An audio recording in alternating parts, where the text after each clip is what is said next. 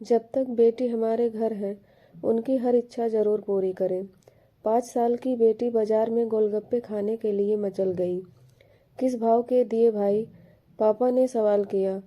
10 रुपए के 8, गोलगप्पे वाले ने जवाब दिया। पापा को मालूम नहीं था गोलगप्पे इतने महंगे हो गए हैं। जब वो खाया करते थे तब तो 1 रुपए के 10 मिला करते थे। पापा ने जेब में हाथ डाला।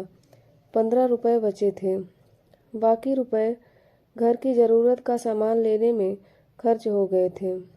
उनका गांव शहर से दूर है। 10 रुपए तो बस किराए में लग जाने हैं।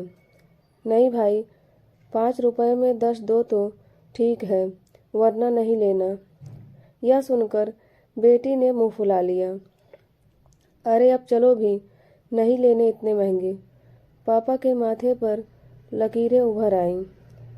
अरे खा लेने दो ना साहब, अभी आपके घर में है तो आपसे लाड भी कर सकती हैं। पराए घर चली गई तो पता नहीं ऐसे मचल पाएगी या नहीं। तब आप भी तरसोगे बिटिया की फरमाइश पूरी करने को। गोलगप्पे के शब्द तो थे चुभने वाले, पर इन शब्दों को सुनकर पापा को अपनी बड़ी बेटी की याद आ गई, जिसकी शादी उन्होंने 3 साल पहले एक खाते पीते पढ़े लिखे परिवार में की थी। उन्होंने पहले साल से ही उसे छोटी छोटी बातों पर सताना शुरू कर दिया था। 2 साल तक वह मुट्ठी भर भर के रुपए उनके मुंह में ठूसते रहे, पर उनका पेट बढ़ता चला गया और अंत में एक दिन सीढ़ियों से गिरकर बेटी की मौत की खबर मायके पहुंची।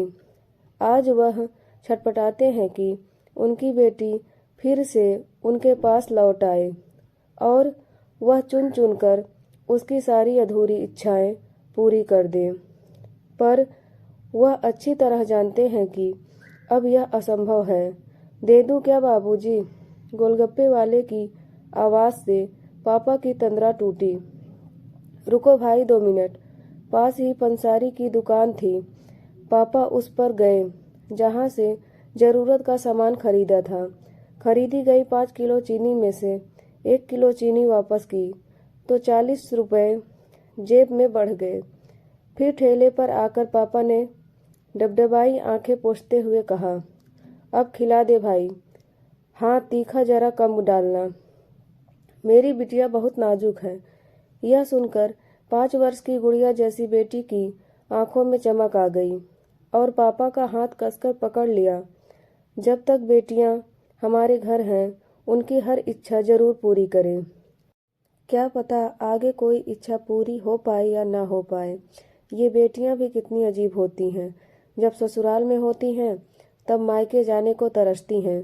सोचती हैं घर जाकर माँ को यह बताऊंगी, पापा से यह मांगूंगी, बहन से यह कहूंगी, भाई को सबक सिखाऊंगी और मौज मस्ती करूंगी। लेकिन जब सच में मायके जाती हैं तो एकदम शांत हो जाती हैं। किसी से कुछ भी नहीं बोलती, बस माँ बाप भाई बहन से गले मिलती हैं और खुश हो जाती हैं। भूल जाती हैं कुछ पल के लिए पति और ससुराल, क्योंकि एक अनोखा प्यार होता है मायके में, एक अजीब कशिश होती है मायके में। ससुराल में कितना भी प्यार मिले, माँ बाप की एक मुस्कान को तरसती हैं ये बेटियाँ।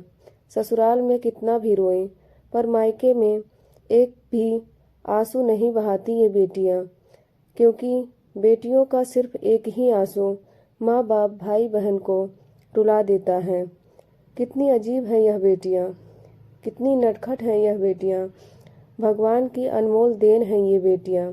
हो सके तो बेटियों को बहुत सारा प्यार दें, उन्हें कभी भी ना रुलाएं, क्योंकि ये अनमोल बेटी अपने मुस्कान और प्यार से 2 परिवारों को जोड़ती हैं। हम चाहते हैं कि सभी बेटियां हमेशा खुश रहें, फिर चाहे वो मायके में हो या ससुराल में। खुशकिस्मत हैं वो जो बेटी के बाप हैं।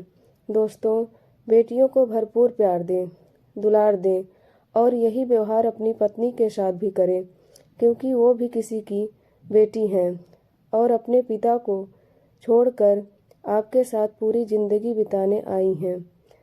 उसके पिता की सारी उम्मीदें सिर्फ और सिर्फ आपसे हैं। अगर यह कहानी आपको पसंद आई हो तो प्लीज़ हमारे चैनल को सब्सक्राइब करें। धन्यवाद।